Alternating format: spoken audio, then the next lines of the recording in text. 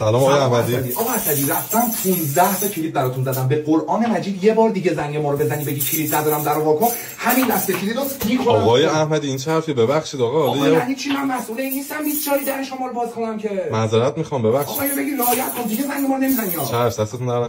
سلام آقای احمدی. اسدی خوبی شما؟ برای دوشنبه ساعت 6 تا 8 خالی دارید؟ با بچهای اداره میخوایم خونه‌تون رو اجاره کنید فوتبال بازی کنید. یعنی چی؟ مگه خونه‌تون رو چمن نکردید شما؟ نه آقا این چه حرفی؟ آقا چمن نکردید، اون کره اسبتون گو میخوره صبح تا شب داره فوتبال بازی میکنه. آپارتمان مگه برای فوتبال بازی کردنه؟ آقا من شهروندم ببخشید. شهرونده چی؟ به کره اسبتون نه آقا وایسا آقا. کی بازی میکنه؟ آقای احمدی آقا.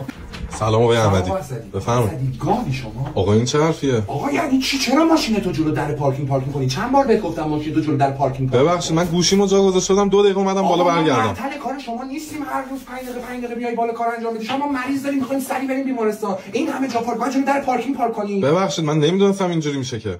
آقا یا من از این خونه میرم یا تو از این خونه میری. آقای احمدی.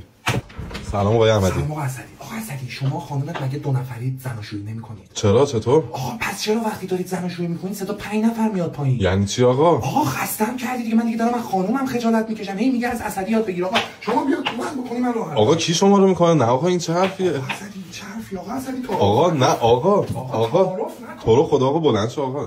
چه حرفی بود به من زدی؟